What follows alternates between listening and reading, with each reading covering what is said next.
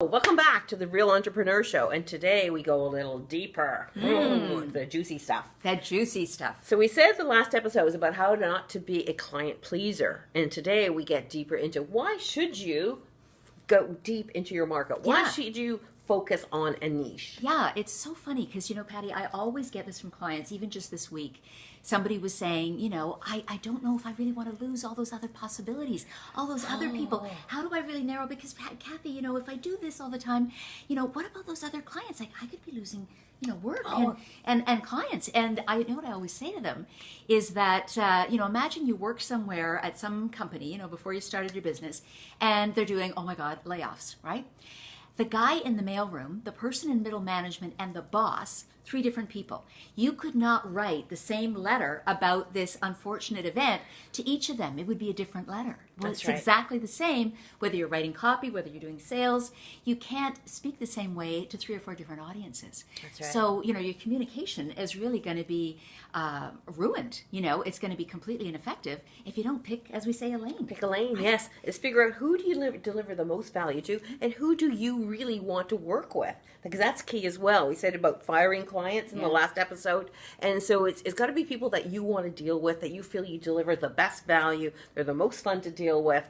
And the one reason is, as a previous, high grossing sales professional, I always said the best salespeople are the laziest, because we start with I hate the phrase, but low hanging fruit is where is the easiest sale? You sort of go from the inside out rather than going, I can export to the world, I can sell there, and I can go there. Well, what's in your backyard? What's in your hometown? And get yourself, because I call it the domino effect, is when you pick a lane, as I always say, is you lose a lot of money on that first sale. So the first time you give a training course, like we've both done, is the first time you put like 1,000 hours into the development. Then the next time you put in maybe 100 hours, and then by the third time you're doing like 10 hours prep. So you're making a lot more money per hour by the time you've done it 10 times, and then you just show up and give it. And that's why it's the domino effect. You make your money by the 3rd, 4th, 5th client in that niche. Yeah, exactly. And I always talk about it with regard to the copy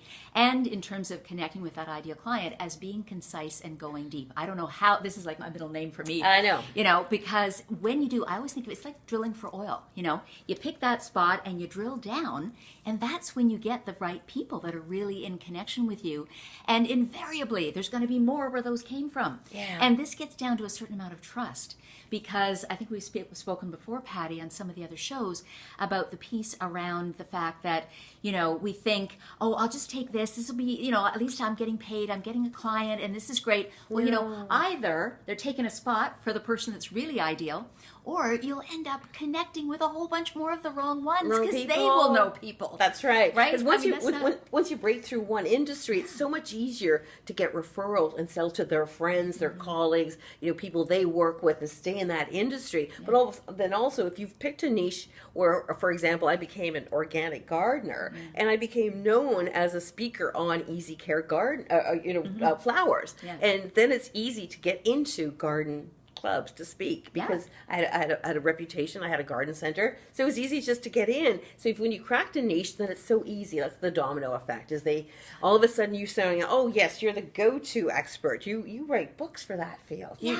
And this is the great piece, Patty, because this is the sense of the peripheral clients that you're going to get, right? When you pick that lane and you pick that group of people that is really the best fit for you, there are going to be versions of them and people connected to them. And as Patty says, there are going to be things that you do for them that maybe then you can do a version of, So for example, I will do, copy. I also do books. I do, I teach about pages, whatever. There will be related things that you're going to teach or you're going to offer, but there's still in alignment with that ideal client, right? It's like like with your plants, it's a good root that's going to have offshoots, and it's all going to be grow organic growth. Yes, organic growth. It's not you jumping all over the place. Yeah. I'll try this one, and maybe I could, work for those people. Because you can't get scattered. You can't be an expert in this field, in this industry, in that one, because then you sound like I don't really know what I'm talking about. Exactly. And that's true. But when you start specializing and you get to know everything about insurance market or financial services or the agriculture market.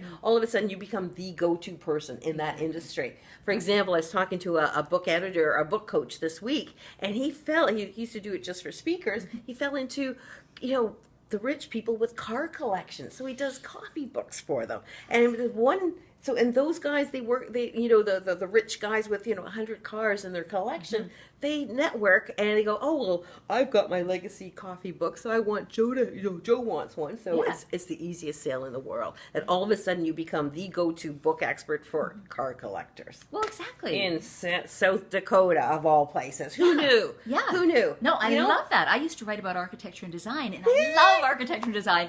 I need to be doing coffee table books. In fact, I had a conversation with a potential client a couple of weeks ago who wants to do one. Yeah. So it's really funny that you talk about that. I know. And when you niche into that, you start using their jargon, their dialogue, their associations, their trade publications. And because if you did that for 5 different industries, you'd be going, no. Well, you're constantly on a learning curve then too, right? Yeah. How can you develop a business if you're constantly on a learning curve to figure out all those different groups of clients that you think, oh my God, I'll work for them. Yeah.